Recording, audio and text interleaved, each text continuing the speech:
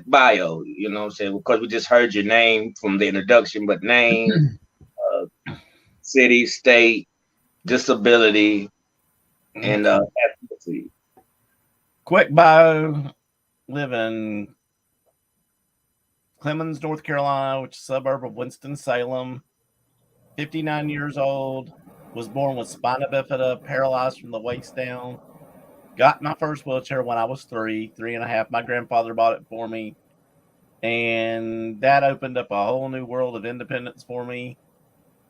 And from an early age, I love sports. As I got older, my house was a gathering house for all the kids in the neighborhood. We'd play baseball with plastic balls and bats in the neighborhood because the houses were fairly close together. Play football. My dad put up a basketball goal. When I was in ninth and 10th grade, I encountered a PE teacher that had connections with the wheelchair basketball team playing in the Winston-Salem area at that time.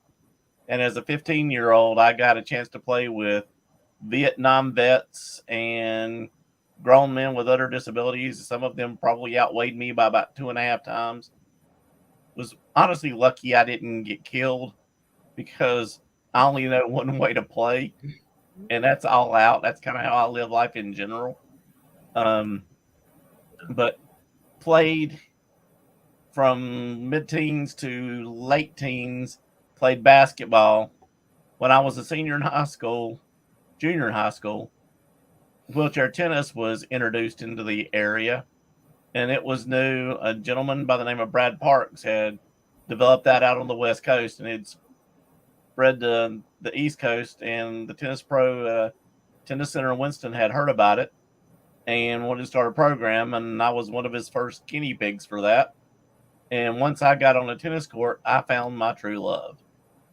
Um, I also got into wheelchair bowling in about the same time, and basically dabbled with bowling and basketball to keep in shape for tennis, but tennis was my main sport up until my mid to late 20s. Got married in my mid 20s, kind of lost the competitive fire, went back and played basketball some and played a little bit of tennis. And then we adopted a daughter. And for the last 20 plus years, I've more or less lived vicariously through her sports adventures and just watching her grow up. And now that she is graduating college and getting married next year, I'm getting back into wheelchair tennis because it's been restarted in the area again. So, Well, congratulations first. thank you. Um, so with you taking up uh wheelchair tennis, um, what do you what do you see um as the future for wheelchair tennis? Well, it's constantly evolving because it was its own association for a while. In many years back now, the USTA took it over and has done a remarkable job getting it out more into the community. Um, just to give you an example, we're going to get a chance to have a wheelchair tennis clinic in Winston on Monday, and there's a tennis group in North Carolina called Will Serve, and they've got 4 or 5 different satellites in different towns across cities and towns across North Carolina that are going to have players that are going to be at this tennis clinic on Monday. And to be honest with you, I'm kind of excited to see what that's like because when I was playing back in the day in my 20s, when I was in my prime, I wasn't near the top in the elite level, but I wasn't at the bottom either. I was competitive and I was pretty good. And I haven't been on the tennis court competitively in probably 25 years, probably pushing 30 even. So it's going to be an interesting adjustment to be out there and see just exactly what's out there and how good these guys really are. I'm kind of going into it expecting to really just maybe even get steamrolled, but it gives me an idea of what I still have left in the tank too. But the one thing about tennis, one thing I learned, the only difference for the people who aren't familiar with it, the only difference for wheelchair tennis is you get 2 bounces instead of 1.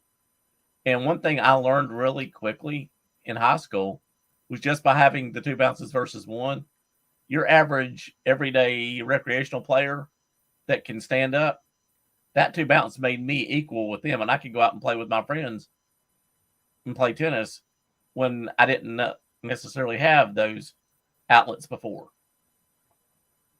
Yes, and Marty, who do we play wheelchair tennis with? What's the name of all that shit? It's the Triad Adaptive Sports and But Sports Association. but And, but but I'm and but I'm but I'm saying who? the parent organization is Solutions for Independence. Yeah, that's And one. that's another thing too.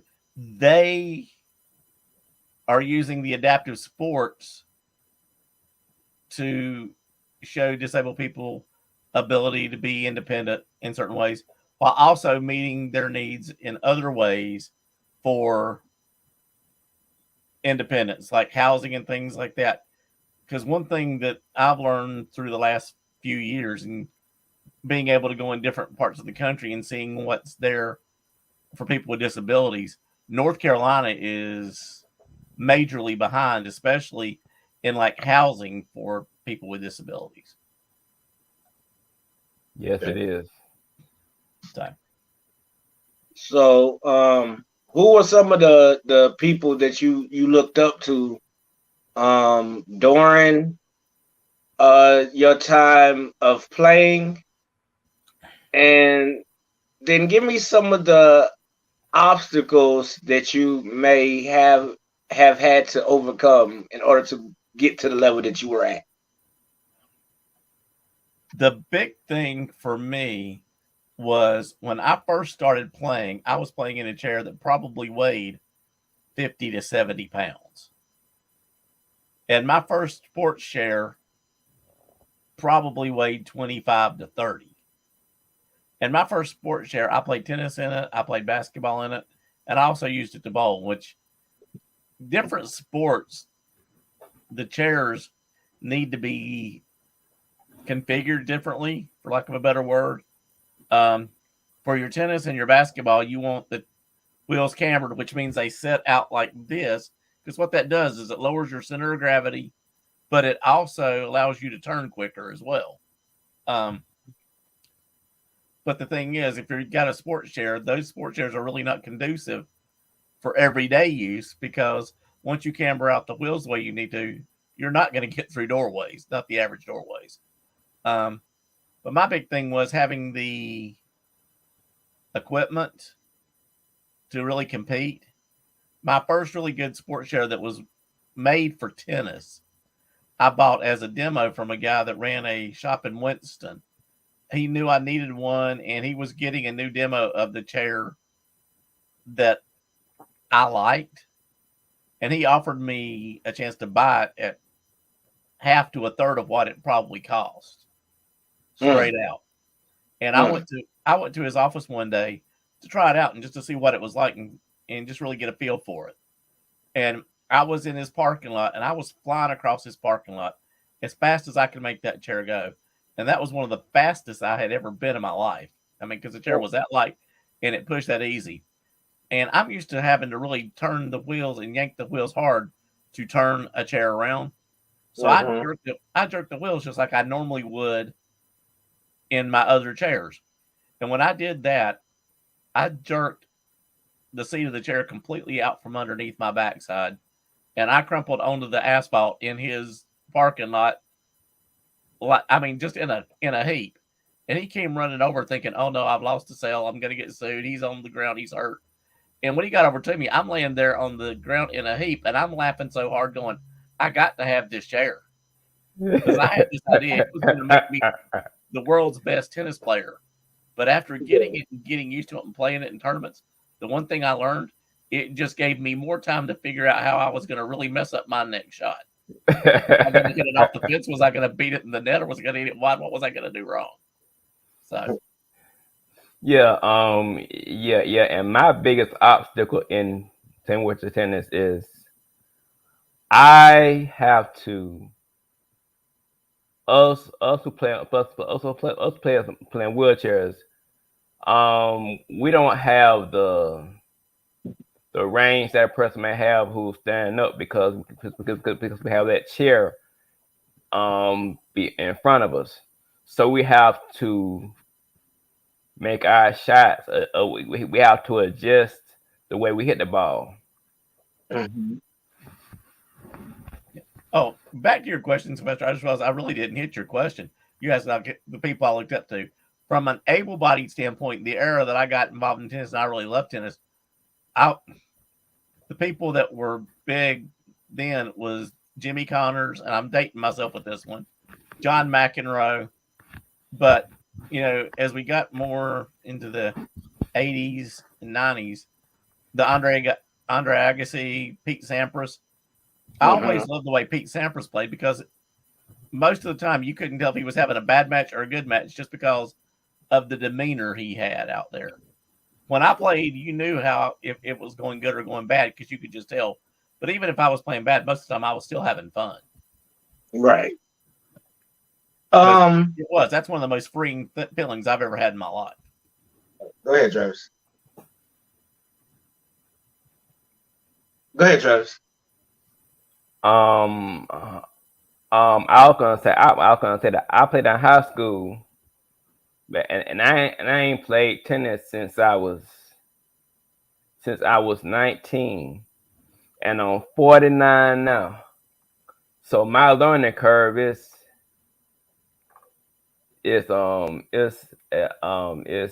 out of whack, but I'm doing it, and then because on this Tuesday night when Marty got there, I was playing tennis and I thought I was doing bad, but Marty said, "Travis, you getting the ball like that?" So tennis is it's a good sport. It's you and the ball and the opponent, and I find it freeing. I find it relaxing to play, even in the hot sun. Yeah, and the one thing I didn't tell you Tuesday night, and I didn't word it right. The big difference Tuesday night from the other night when I was outside before I got in there and was watching you play, you were the only one on that side of the court Tuesday night before I got there. You knew if that ball came back, you were responsible to go for it wherever it was at. And usually when we're out there, because we're sharing a court, it's usually you and one other person, maybe two or three. So you're really worried about the ball being in a small area. The difference in you seeing you move after the ball and really go after the balls that you normally wouldn't have to get, that's where I saw the difference. Because you really can't see that in any of us when we're out there more than one of us on one side of the court. Okay, so here goes a question for both of you, and this is a question that I had thought of right before the show. Why do both of y'all? Why do we not see someone like Serena Williams or of that caliber that plays adaptive tennis out there yet? Like I played basketball, right?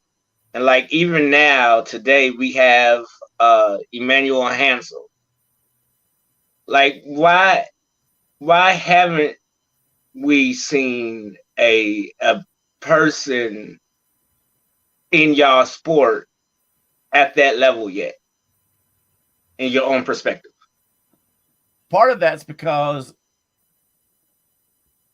they don't get the mainstream visibility. And I apologize, I should have looked this up before we got on live.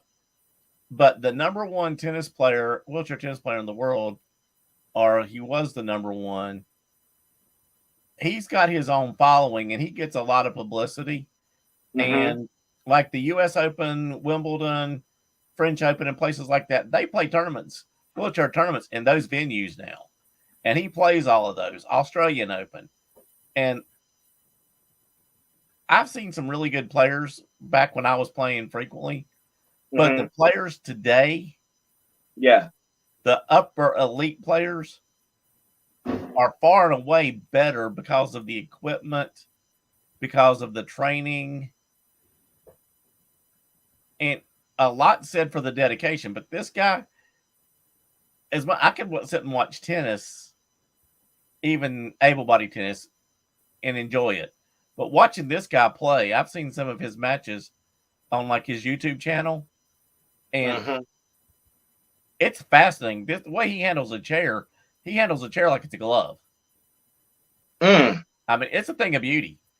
And what he can, and his racket preparation and being in position for the ball, that's one of the things Travis will tell you that's a struggle. And for me, being away from it for 30 years, I've still got some of the strokes I've had, but playing once a week right now since the first of the year, the end of last year, I'm still struggling to get my timing back because these elite players are playing 3 and 4 days a week, and probably putting in 3 to 4 hours a time. Because when I was in my 20s, that's what I did in my late teens and 20s. And there was a time when I was a young adult, my mom swore I was going to marry my tennis racket because I spent more time with my tennis racket than I did with anyone or anything else. I'd get off work and get a thermos and off to the tennis courts I'd go. And me and the guys I would play with, we'd stay out there till the lights went off that night. A lot of nights. Because the thing is, because the thing I face is that it's that I don't see where ball is going. I see where I want the ball to be. That's my problem. That's my problem. Yeah, and you and I talked about this Tuesday. You've got some of the same problem I'm having right now. Instead of looking the ball into the racket and see ball, hit ball, we're too busy looking at where we want to put it on the court instead of looking it into the racket. And that messes up more shots than anything. Yeah. So you say that they play at things like Wimbledon and the French Open and things like that. Why do y'all believe it's not covered like an actual Wimbledon or French Open? Because if it's at these major events, like the names of the events that you just named are worldwide known events. But I would probably see Osaka, I would probably see Serena, and players of that caliber on channels like ESPN, Fox Sports, and things of that nature. I didn't even know that they did wheelchair tennis at these major events. Never even known till you just mentioned it. So why do you think the coverage of those matches are not to the level of the main stage tennis players? Honestly, for the TV networks that carry it and for the sponsors that they need to provide that's not where their money is. But taking it from a different direction, though, as far as getting awareness out for wheelchair sports, over the last, say, 10 years, probably more recent than that, NBC Sports has done more for that than any other network because NBC has broadcast the Paralympics the last several years. And one thing that, if you do your research on this, and I did not for the last Olympics, but the one before that, and maybe even the one before that, because that was when NBC really started getting into it. If you look at how much coverage the U.S. has and the times that those sports are shown compared to how much it's shown in other countries and the times it's available, it's really kind of disappointing that the U.S. is so far behind so many other places in the world. Yeah, I think I said that. I was talking to somebody else. I think it was Jamel. He was on a few episodes ago. Where we sat there and talked about it, and I was like, when I was doing my research on like different organizations that had things for disabled sports and adaptive sports. Other countries, and most of the countries that probably have, most of the organizations that probably have reached out to me to give me words of encouragement or whatever, are all overseas. Like I used to play basketball. My main thing right now is gaming, but even in adaptive gaming in the disabled gaming community, you'll see more places outside of the US that does way more as far as putting on events, as far as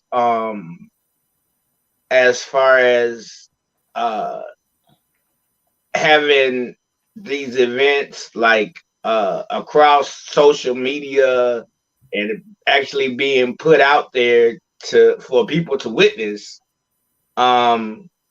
more so than organizations and places here. Like you have certain people like the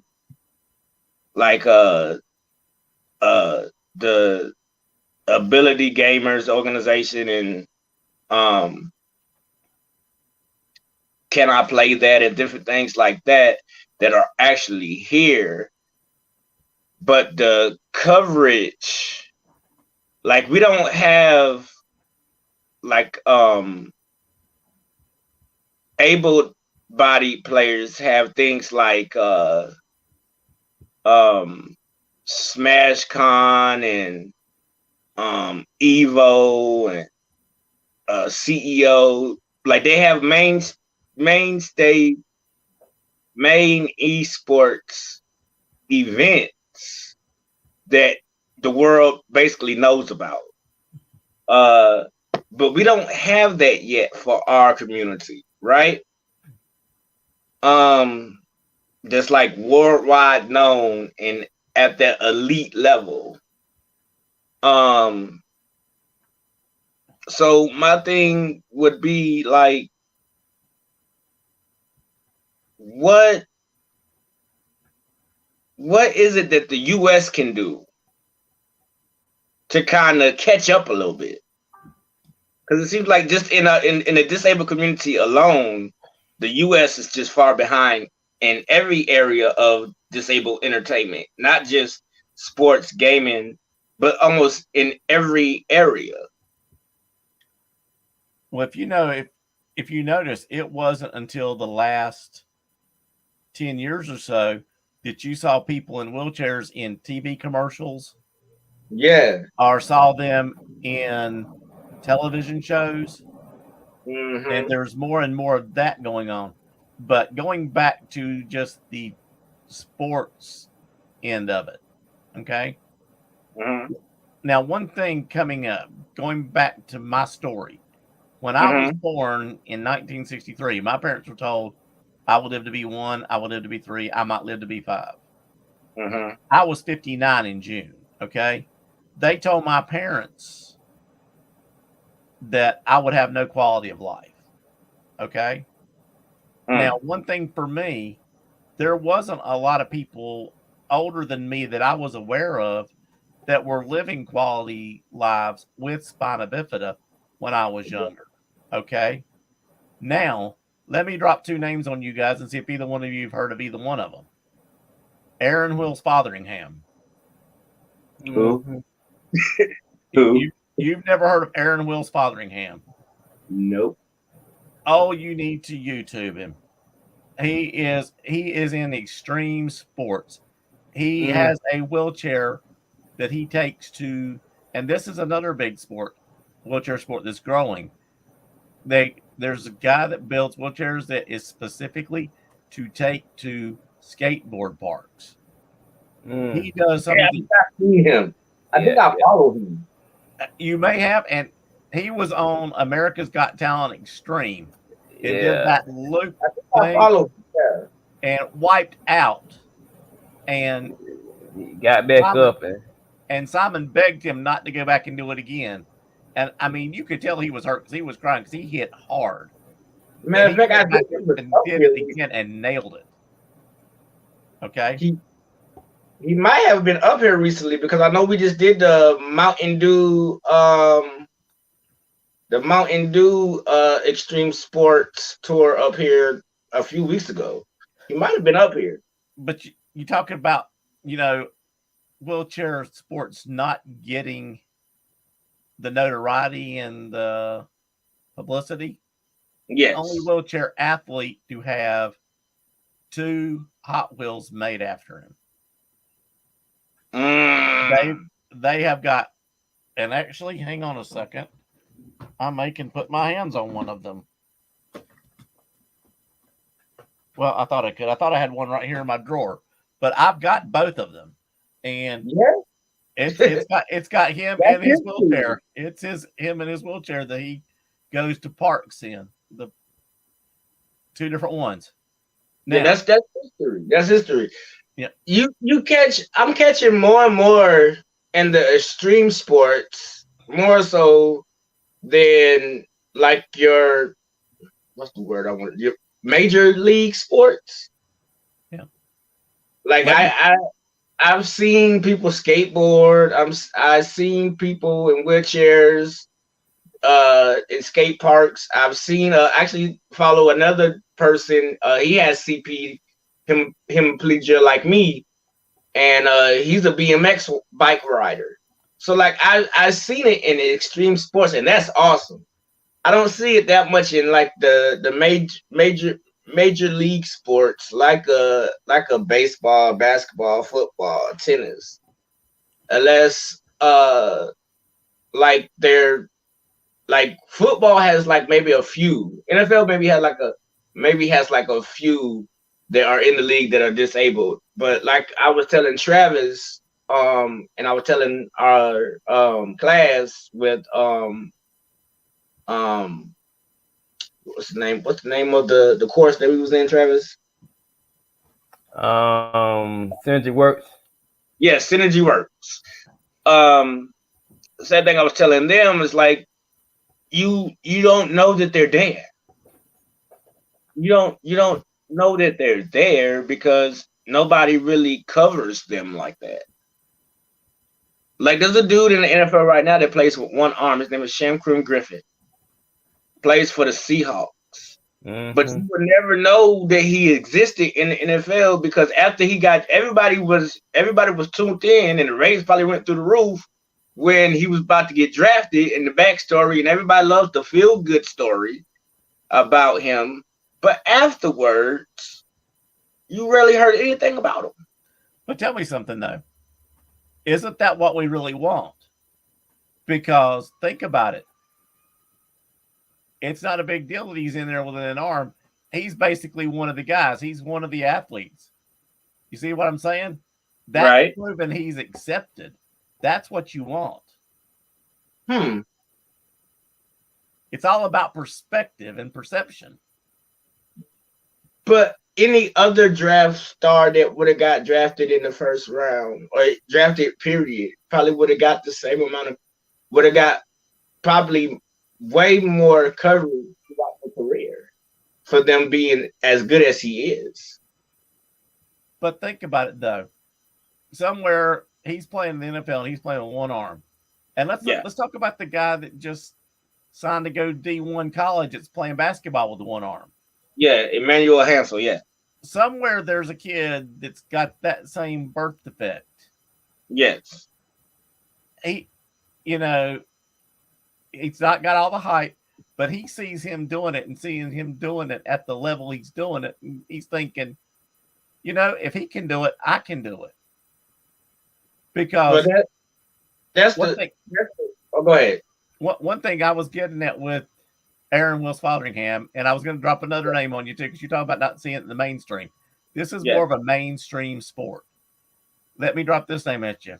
Tatiana McFadden. I've heard that name. I've heard that last name before.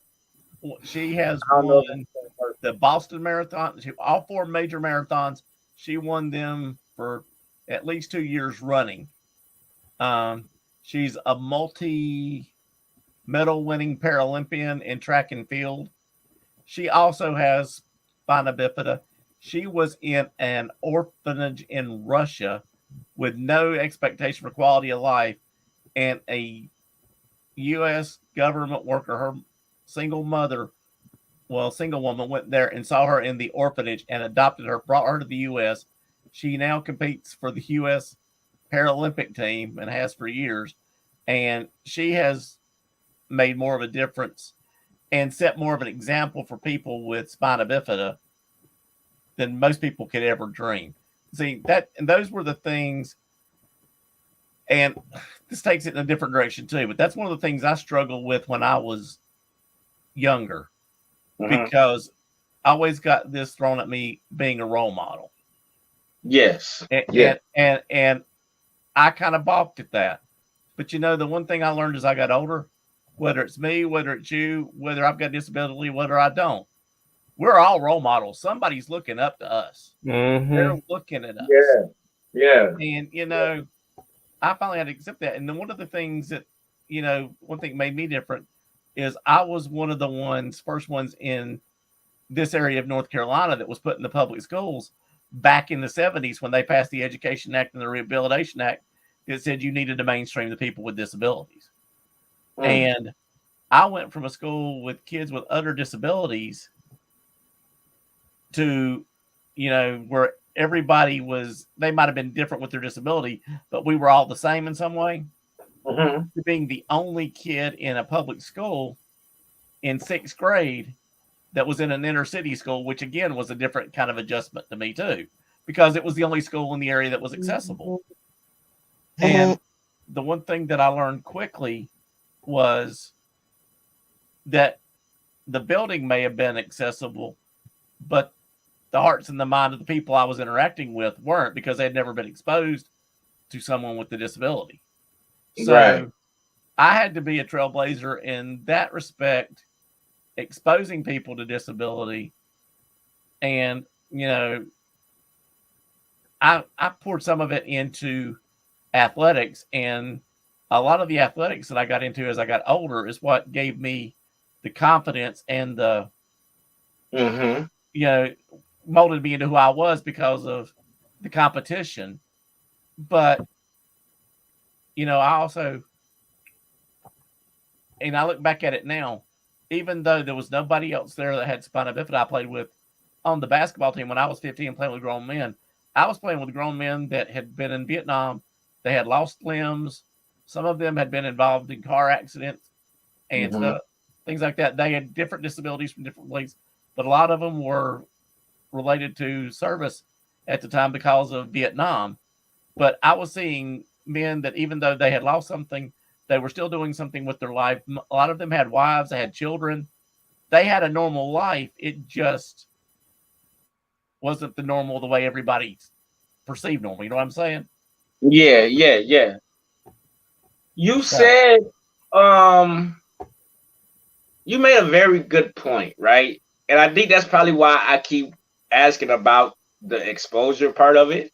Because you, just like me, and why I got so passionate about doing a show like this, is we didn't have a lot of examples back then. Exactly. But we have a lot of them out there now. And my thing is, if it was any other star, if it was any other star quality player or athlete, they would be posted almost everywhere for kids to look up to. And now, as I'm looking around, even with the names that you just dropped, it's like there's a lot of us that has either been out there or that are out there that I feel like should be highlighted and spotlighted even more so, especially from back then till now, given the way that technology is and the way that we have social media and things like that, and just the upgraded social media in general.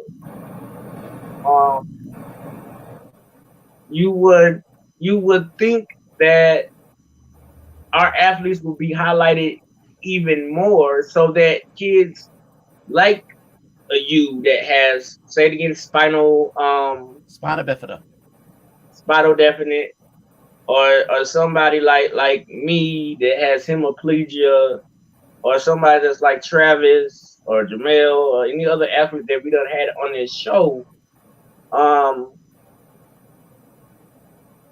can look up and be like, okay, Marty did it. I see Marty doing it, and he has that, so I can. I see Sylvester has that, so I can. Or I see Travis or any other athlete that we had on this show was able to do this and do that, so we can. Because one thing that I struggled with as a child when it came to getting into sports and things like that was confidence. And it basically took, I don't think nothing's a coincidence, but I think it really took God to show me things. Like, I remember being in Georgia, and there was a young man that had no arms and no legs that went to national. I remember playing football against a team out in Warner Robins with a player that had no legs that played defense and had a helmet full of decals.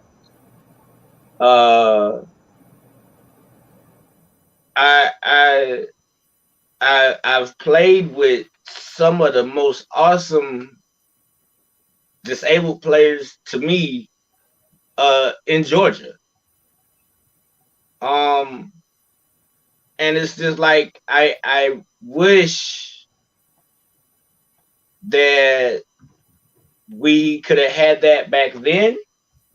Cause like even when I was in school, I learned about like not Oprah Winfrey, but Whoopi Goldberg and Danny Glover. Like they showed us like Albert Einstein, but it took for me to be in high school to even learn about those type of things. Like from the time that I was a child to the time that I got in high school, I didn't even know that these people were disabled.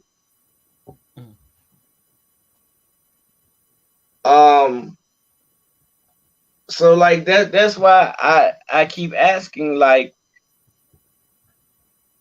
when do y'all think that there will be a change?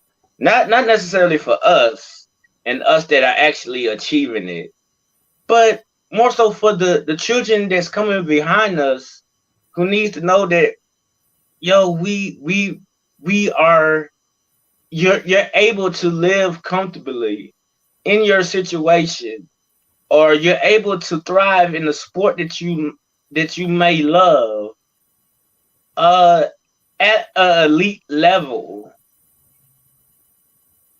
because there's examples of us out here doing it, being the trailblazers for you all. Well, I think we've already seen some of that. And the change is happening around us daily. Because one thing I've learned, a lot of your high school sports now, like let's say especially track and field, Mm-hmm. a lot of your high schools actually have enough students in wheelchairs that they have, or with disabilities, that they have a disability division for those in parts of high school sports. And, you know, even when I was in high school and I resisted it because I didn't want to get killed. But, you know, being in a wheelchair, I've got, compared to the average person, I've got above normal upper body strength because I have to use my upper body like most other people would use their lower body. I had coaches in high school and, well, from 9th and 10th grade on, try to get me to wrestle because of not having any muscle mass below my waist. I would have been able to compete in a very low weight class. Mm-hmm. And a lot of times my weight division would have been so low that I may have not even had to been wrestled because the other team may not have had anybody in that weight division. But, you know, because I couldn't use my legs and I knew it was going to be hard to pin somebody, and by not being able to use my legs, I knew if I had to wrestle, it'd be easier for somebody else to pin me because I wouldn't have the balance either. But, you know, I even had opportunities when I was in high school if I would have wanted to do that. But a lot of the kids now, where sat on the sidelines most of the time, a lot of the kids that are in public schools now, and even in colleges, a lot of colleges just have wheelchair basketball teams and stuff now that are associated with the college. So, you know, it's changed dramatically. And, you know, you're talking about not knowing, you know, we didn't have the examples.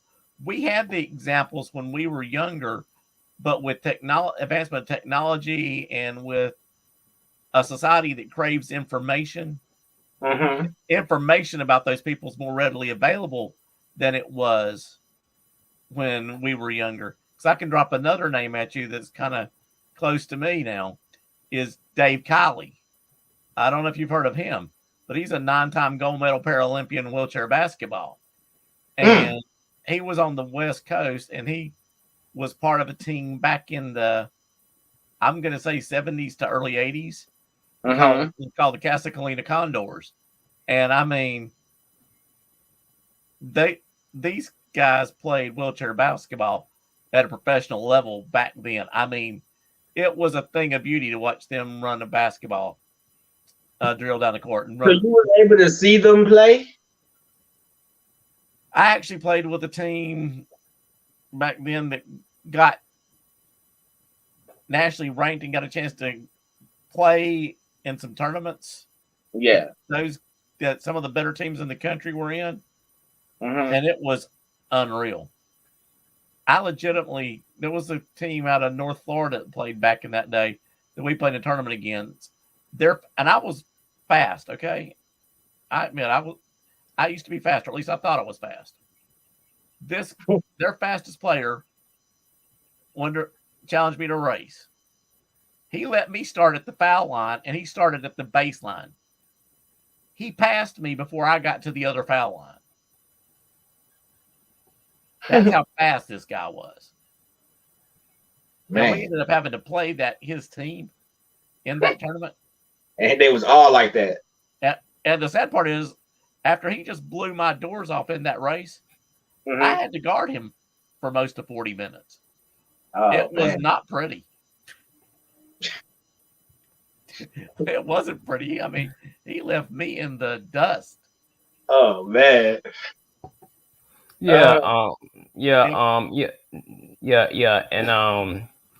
I went to an event that Marty had. It was called Free Wheelchair Mission, and it's a great organization. They build wheelchairs for people who will not have wheelchairs. a lot of them are crawling the floors, crawling on dirt in other countries. And me and Marty are we are working to get the word out.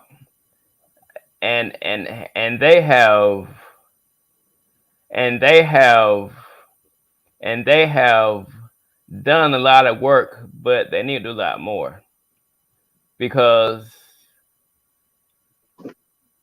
me and Marty we experienced because I gotta crawl on the floor without my brace on. Mm. And I know Marty goes through a whole lot worse more than me.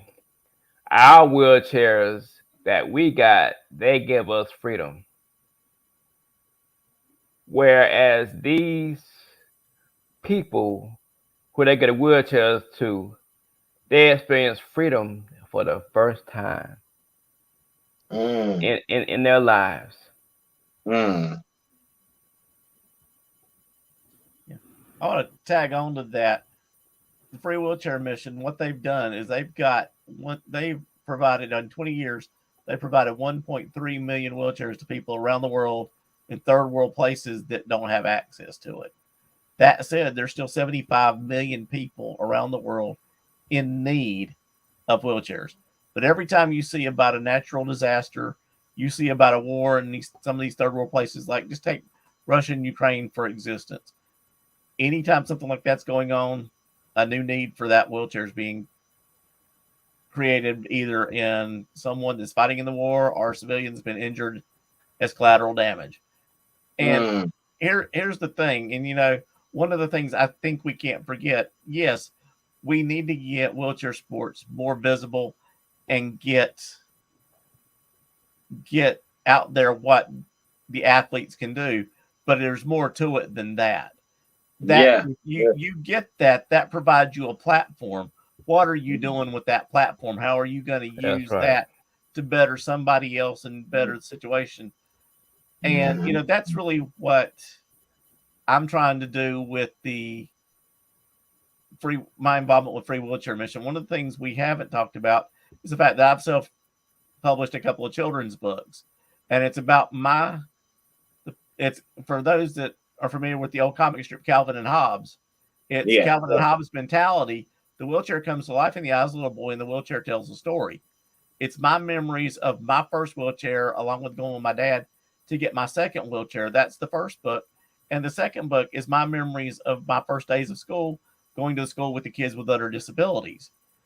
And one thing that jumps out in that book is my faith, because the wheelchair tells a story and it comes from the wheelchair's perspective.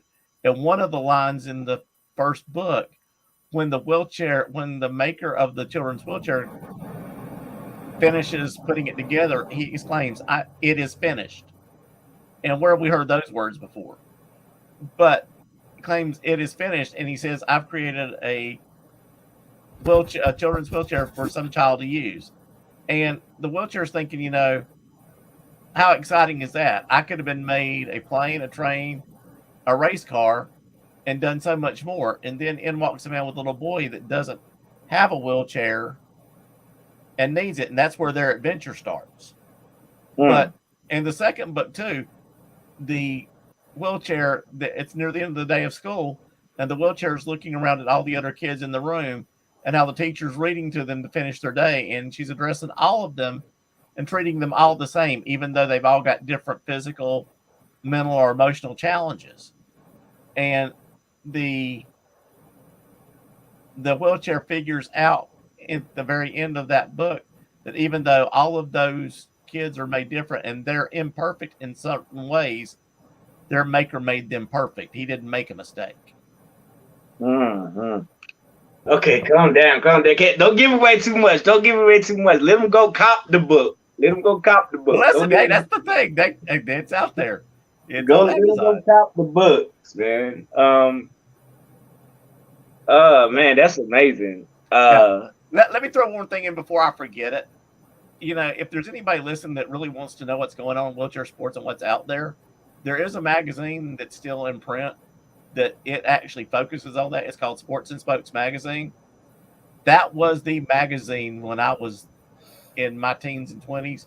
That's where I learned about a lot about what was going on in wheelchair tennis, who was who in wheelchair basketball, what was going on in the different teams. And it's Sports and Spokes. Sports and Spokes. And I just checked while we were doing this on my phone, and it's still out there. And the most recent issue is out. I don't think it comes out every month, but it comes out every couple of months, and you can access it online. I have a few of those. Not Yeah, sure. and last year Marty did a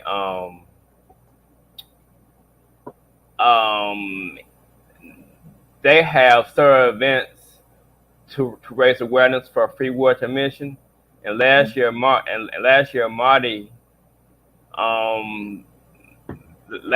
Marty pushed how many miles did you push, Marty? Well, actually, it was back in May. For the month of May, I set a goal to do 26.2 miles throughout the month of May, and I charted each one of my pushes on the on my fundraising page for it. And the funny thing is, in the chair that I've got now, and I was doing it most of it at the Y here in Winston. It's got about a tenth of a mile indoor track that's flat and it's great pushing. But God has a sense of humor. About 9 miles into doing this, my chair that I use every day broke. So I had to go back to a chair that I hadn't sat in 5 years, and I finished the rest of the month out and my pushes in that chair because it took me that long to get my everyday chair repaired. And I finished the month at about 27 miles. 26 miles. Yeah, 27, just a little over 27 miles. So, And if you want to know, you can go to freewatermissions.com, right, Marty? .org. .org. Okay. Yeah. If you want to know more about it, go to freewatermissions.org. There is links to it on my Facebook page and on my book Facebook page and on my photography page. That's another passion I've gotten into recently. Travis, man, let's make sure that we have that type of information for them, for those that may not be able to write it down or look it up right away at the bottom of the screen too, so they can catch that with Marty's information and everything also, so they could, if they want to follow you, they can add you as a friend. I don't know if you accept friend requests on Facebook like that, because I know sometimes it gets sketchy. Well, if there's anybody watching this and hears this that has a question, feel free to contact me. My website is on the flyer for the podcast tonight, and there's a way to email me from there. Okay. That's the link to your books on there too. I haven't figured out how to tie them because the website right now is basically just for the photography, and there's got a couple places for me to do blogs that I've really fallen behind on. Because honestly, as much as photography has been my recent passion, my biggest passion and probably my best gift is writing. But I go through these stretches where even though I feel like I've got something to say, the writing feels a little bit more like a chore. And right now the photography is just fun because everywhere I turn, there's something that's just begging for me to take its picture. And I have discovered the joy of editing a picture once you take it.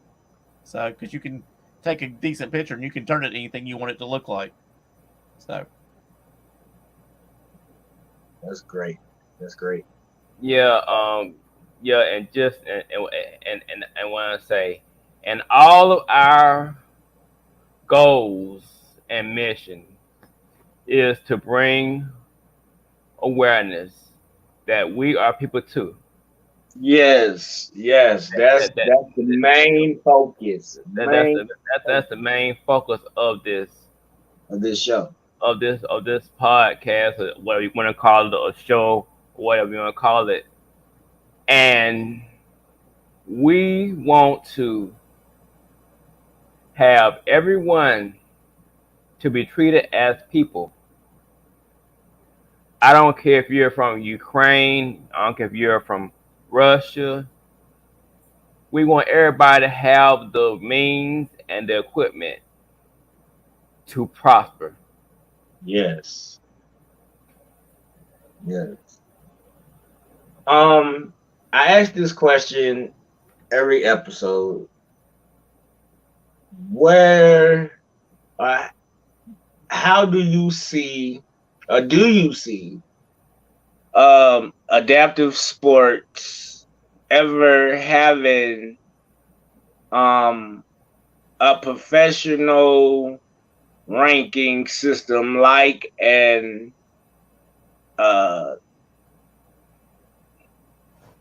I don't like a PGA or a NFL or an NBA, MLB maybe, where a lot of our athletes can start getting paid just to be professional athletes as regular able-bodied athletes.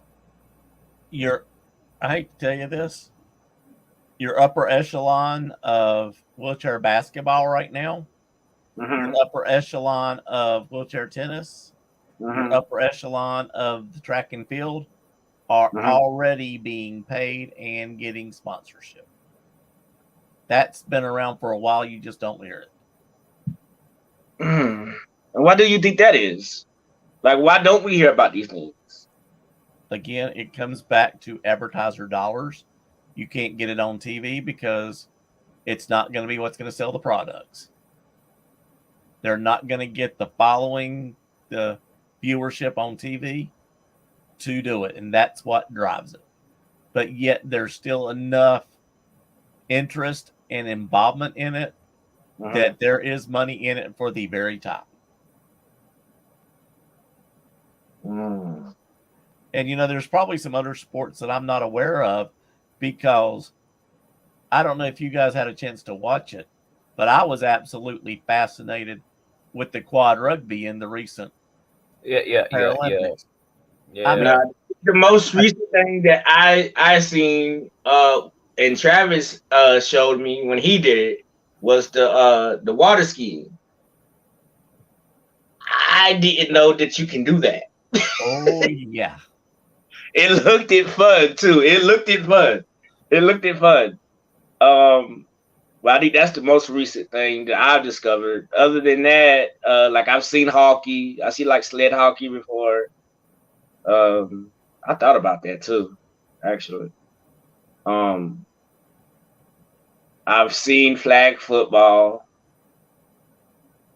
Like I've seen different sports, but I think the most recent thing that I discovered was the water skiing. But quad rugby sounds fun. Yeah, it's fun. It's fun. It's fun. It's fun. It's amazing. Cause I played in Atlanta and I was Yeah, you was a beast. You was a beast. You was a beast with the rugby. Let me find out. You were a two level athlete out here, Travis. I'm intense, man. I'm intense. Yeah. Let me find out you was Barry Sanders of the quad rugby. Yeah. Yeah. Yeah. Because in tennis, I be trying to mess coach up. I be trying to do. I be trying, man. Yeah. But this was a great episode. I appreciate both of y'all. This has been fun, guys. We made it past the hour mark yet again.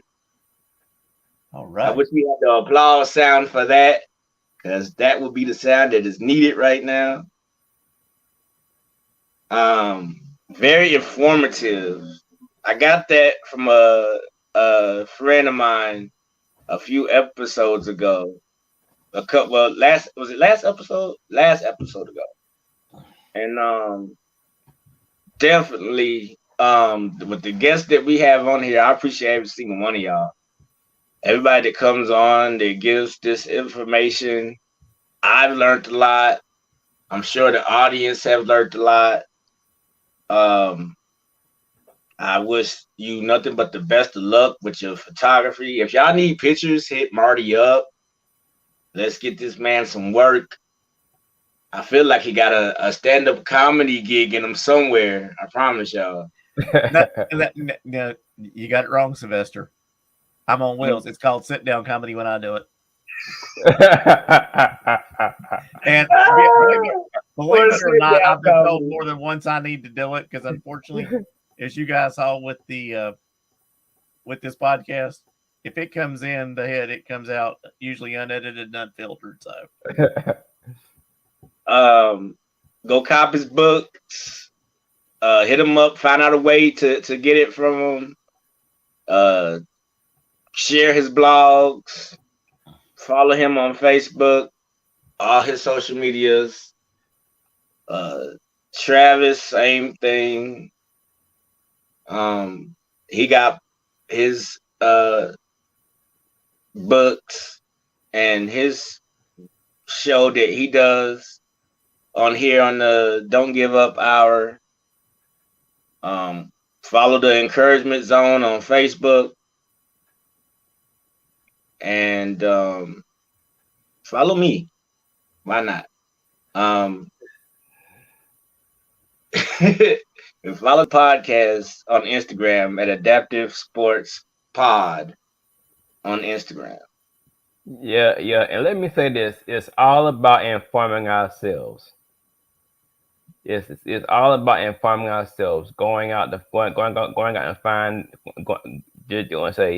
Just do a search for Adaptive Sports, and you'll find out things that we're doing out here. I know we're passing out, but I got one more thing I really wanted to throw in that I've managed to overlook. Go ahead. One thing I really wanted to throw out, there might be somebody out there listening to this or gets to hear this is thinking, well, I can't do this or I can't do that at an elite level. It doesn't matter if you can do it at an elite level. What matters is what's inside and the heart to do it. It's not about the size of the dog in the fight. It's about the size of the fight in the dog. Say that again. Say it again for the people in the back. Say that again for the people in the back. I want to get it. It's not about the size of the dog in the fight. It's about the size of the fight in the dog. That's right. For us that are living with disabilities, it's more important than it is for the average person for us to stay active. It's important for us for our mental health. It's important enough. It's important for our physical well-being because we have to watch our weight, and it's not important whether you're going to go out there and you're going to say you want to go out and do pushing, like say Tatiana McFadden. You're not going out there to break a 4-minute mile. It doesn't matter if you can push a mile. It matters getting out there and getting the exercise. It doesn't matter if you go out there and play 3-set tennis matches. Get the racket, get the ball, find out if you like it. Get a basketball and take it and throw it at the goal. It doesn't matter if it goes in. Find out what you like to do and pursue it. Pursue it because you love it. You might be surprised what you find. I have a question. Uh-oh. And this has always been my thing. What wheelchair sports, right? And now that I have two, I consider you all friends. You both friends. Now that I have two wheelchair athletes in front of me,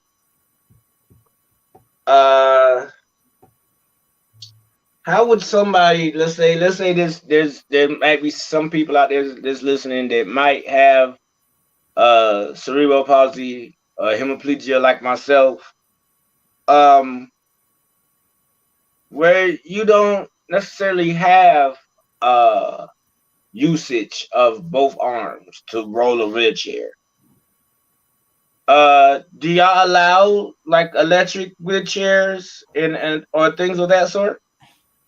There are people that play wheelchair tennis in electric wheelchairs.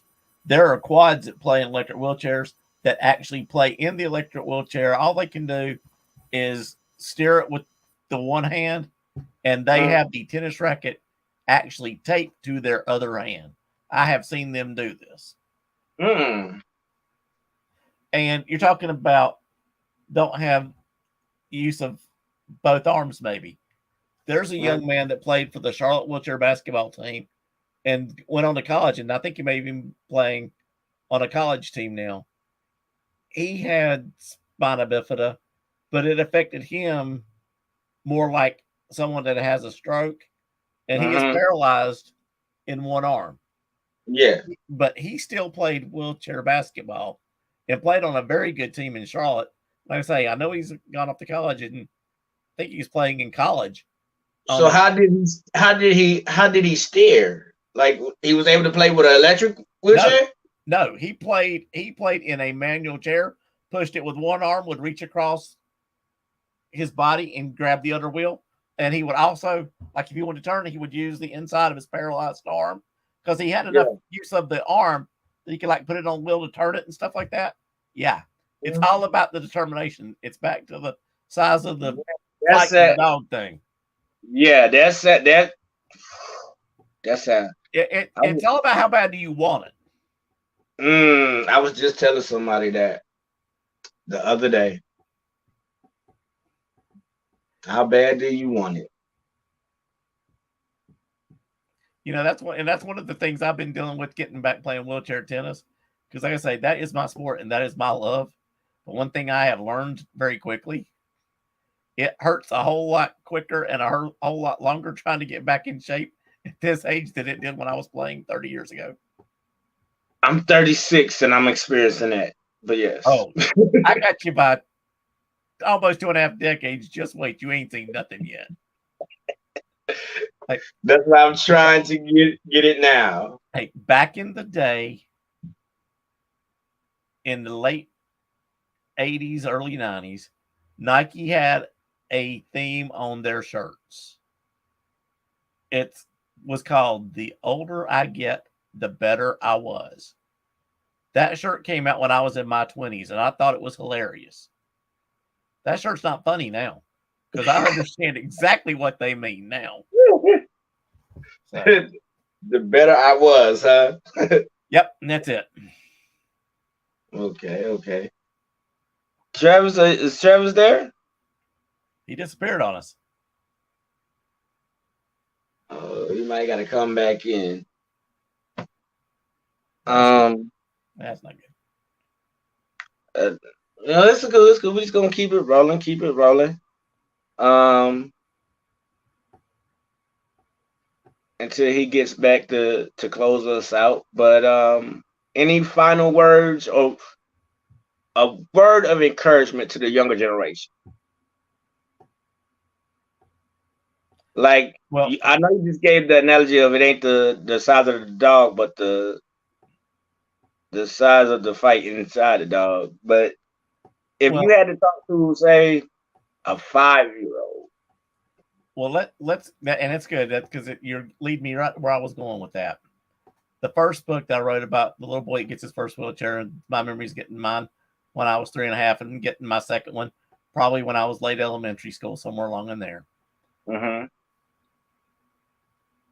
I sign every one of those books with, I hope you enjoy the book. Remember to always dream big and let God take care of the rest. And I sign it with the Bible verse, Luke 1:37, for nothing is impossible with God. One thing that I have learned in the lesson I've been taught in this last year, as much as I've signed literally hundreds of books, if not thousands, with that saying, dream big and let God handle the rest, the one part of that equation I missed, it's not enough to dream big. You need to dream long too. Because, you know, I try to squeeze the most out of every day because none of us know how much we have. I try to get everything I can out of it. Okay. Mm-hmm. And like I said, my parents told I lived to be 1, I lived to be 3, I lived to be 5. You know, looking back now, being 59, how much more would I have squeezed out of some of it if I'd have been dreaming long instead of just dreaming big? Hold on. That's Travis.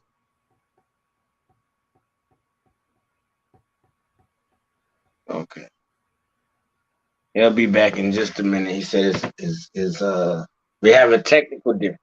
So I'll just put it that way. Okay.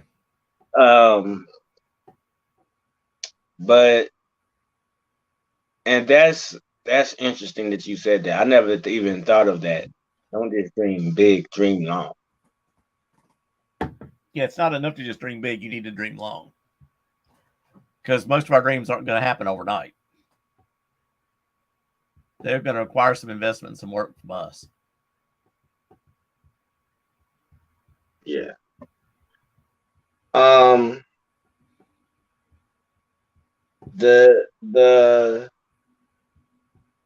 The children's book. How can they get a hold of that? Because I'm very interested in that. That's why I keep bringing it up. The first book, both books are available in paperback on Amazon, and they're right around $10 a piece. Okay. And what are the names of them? The first one is The Adventures of Wally the Wheelchair: A New Beginning. Adventures of Wally. Wally, W-A-L-L-Y, the wheelchair. The wheelchair.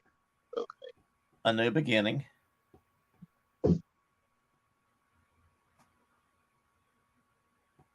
Uh-huh. And the second one is The Adventures of Wally the Wheelchair: Wally Goes to School.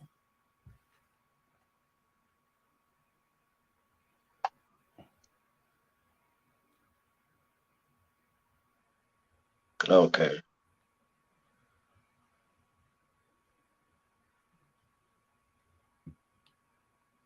I'll make sure that they Travis make sure that's at least in the description of the video too. So one thing I did forget to mention, the first one is also out in an ebook for the Kindle. Okay. I never got the second one formatted correctly for it to work, but the first one is. And it made a pretty interesting ebook. It looked good on the Kindle. Yeah. And it's cheaper to get it that way, actually. Okay, so there y'all have it. If you're on a budget, the best way to handle that is to get it on the Kindle. Exactly. We're an hour and 15 minutes in. I don't know if Travis is going to be able to come back.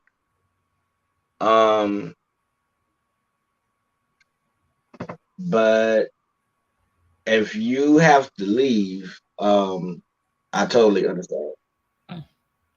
I can hang out as long as he gets back until he lets us know something different.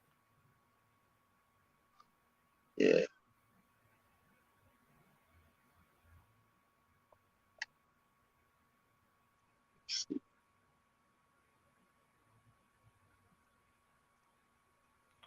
Okay.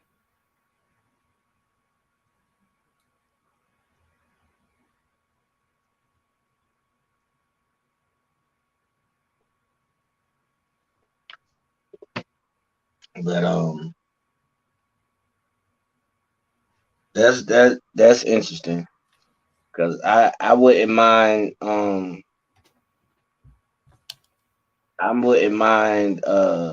promoting something like that for the kids especially.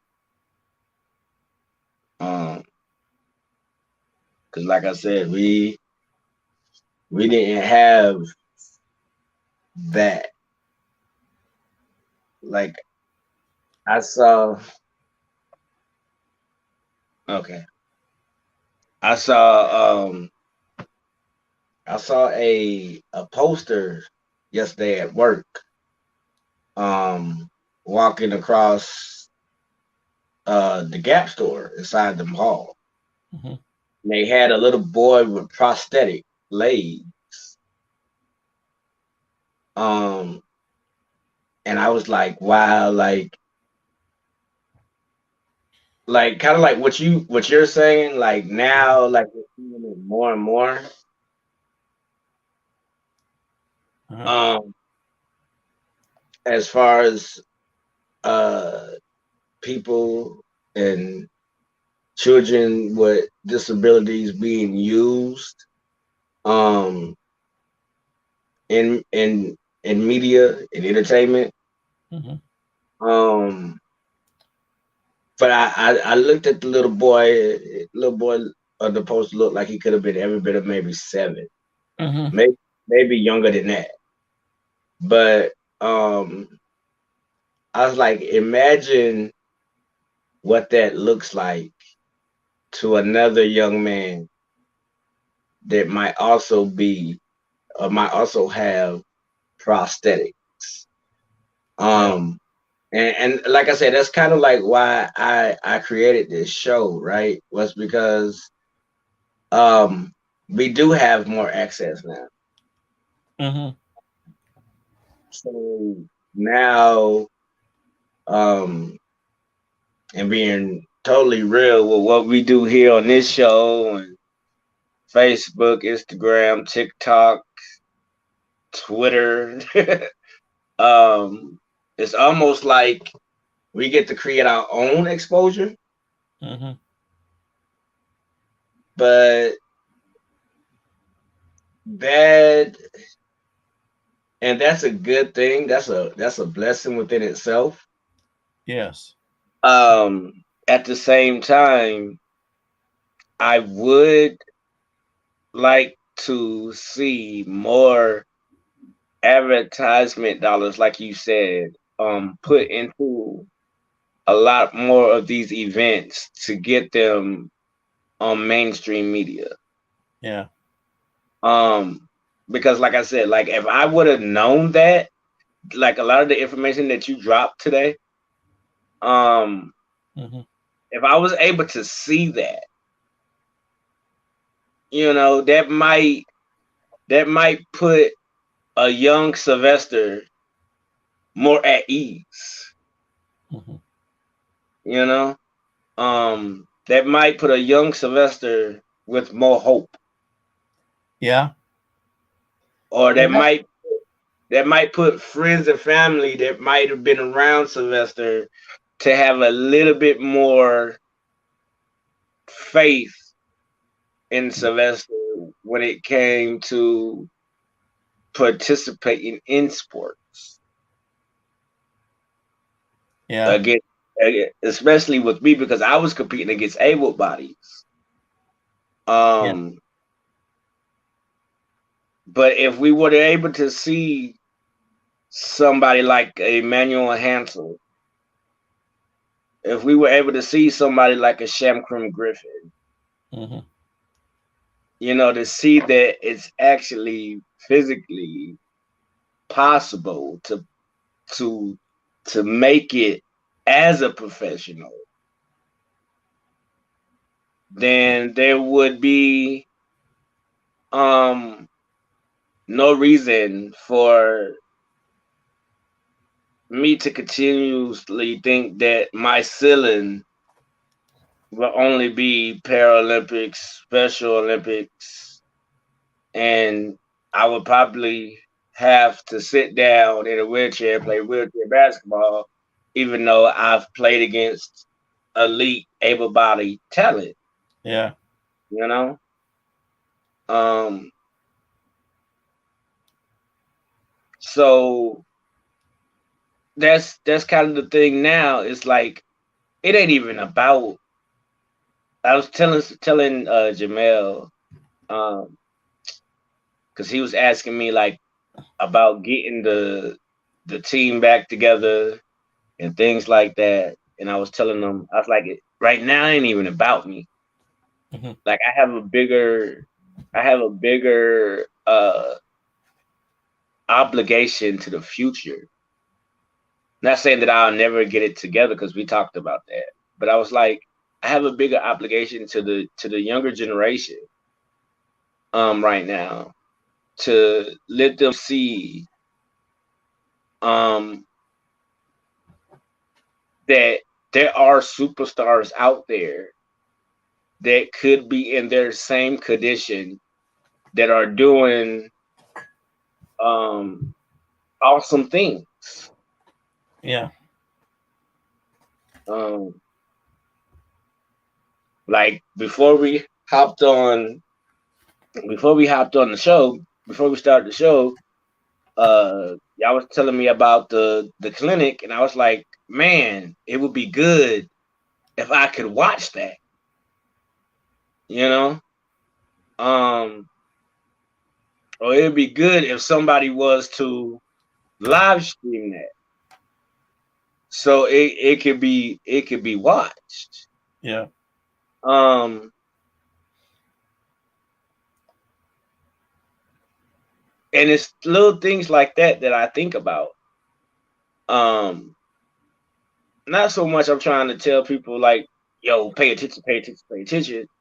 But just think about what it could do for that child who might be in a wheelchair, or that person that's amputated at the arm, when they look at Emmanuel Hansel and they're like, Emmanuel Hansel's got all these highlight tapes out here and he's dunking on people with one arm. Mm-hmm. and making shots from the 3-point like he's Kevin Durant with one arm. Uh-huh. And you see things like that as a child, or if you're a parent, you're able to show your child that type of example. The boost of confidence, like I said it in one of his Instagram comments. I was like, bro, if you ever go to the league, your jersey sales are probably going to be through the roof. Mm-hmm. Yeah, exactly. Because there's so many children with disabilities that's probably looking up to him right now. Exactly. But he's not the only one out there. Yeah, exactly. You know, like I'm pretty sure there's probably somewhere some young man. Matter of fact, when I was in Georgia, Zach Hoskins, heard of him? Yes. Played in Georgia, went to Florida, walk on. Mm-hmm. And people get to see people like Zach. People get to see people like Emmanuel, and like kind of give their children that example or that inspiration.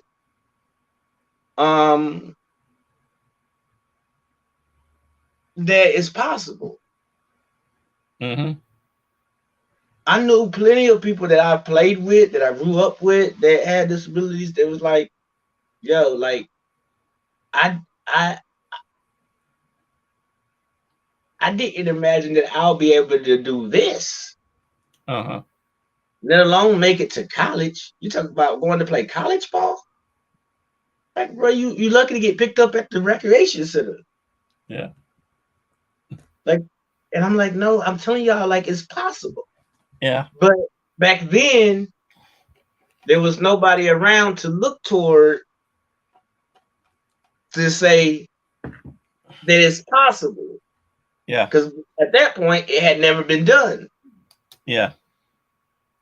So, like now, now that it's out there, and they can kind of see that not only can we play against our own, but we can also play alongside and against y'all too. Yeah. I just feel like now it's time to really have that conversation. I say it all the time with the job and the work that Emmanuel puts in. He's gonna make it tough in a few years when that draft come around and people looking and they're like, well, what's the reason why he's not drafted? Yeah, exactly. You know, like what is your reason? What's that? I said I understand that, and you're right, because they're gonna have to make some hard choices there. Yeah, no, they're gonna have to. They're gonna have to start allowing us into some of their clubs, man. Some of their boy clubs. Like I ain't gonna say the name of the organization, but I remember I was talking to one, and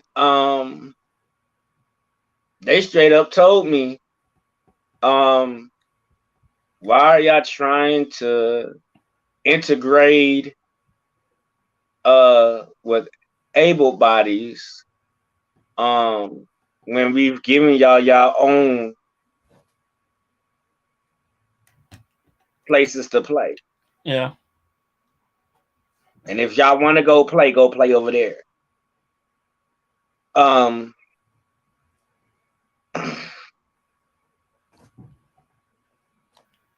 It's just like I said, it's some certain people that I know or that I've seen makes that comment kind of hard to justify because it depends on what sport you're talking about.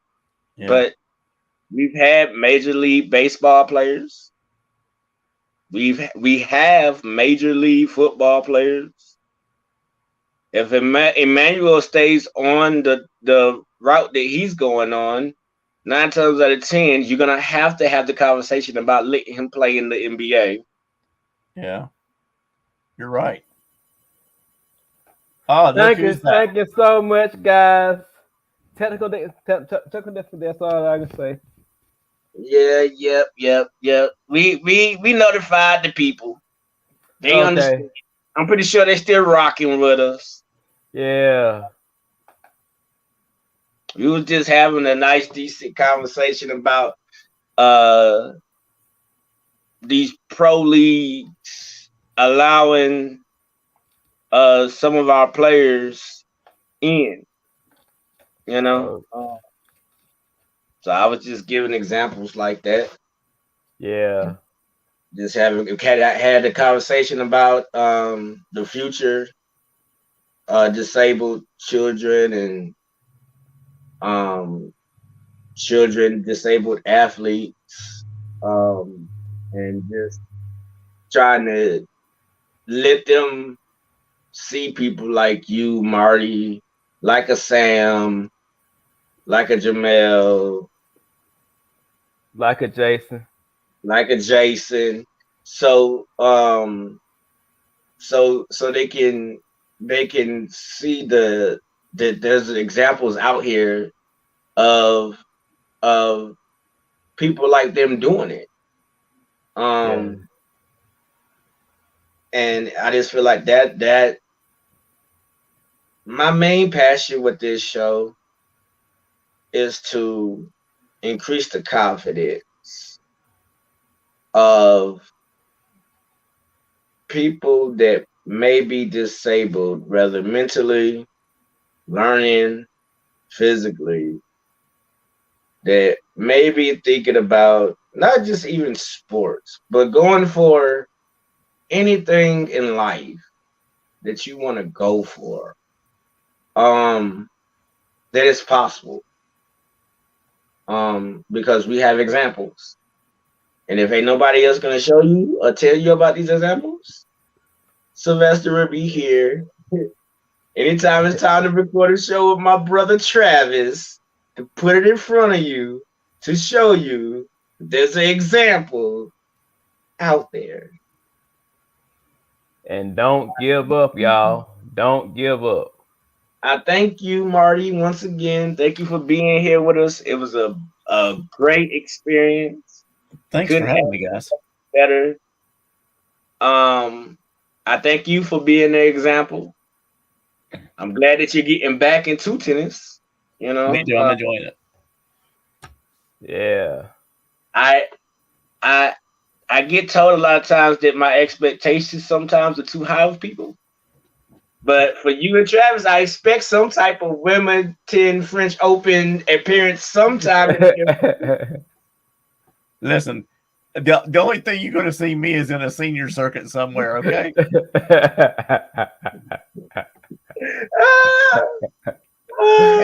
Hey, I did add playing in a tennis tournament past the age of 60 and doing the 5K past the age of 60 to my bucket list. So hey, I got Hey, I didn't say you had to play in it.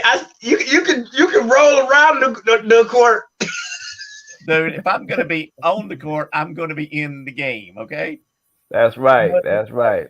I know that's right. Life is not a spectator sport, okay? Hey. Yeah, that's right. Well, I appreciate y'all, man. This was a great episode. Thanks for having me, guys. This is good fun. Might be our longest episode, Travis. Yeah.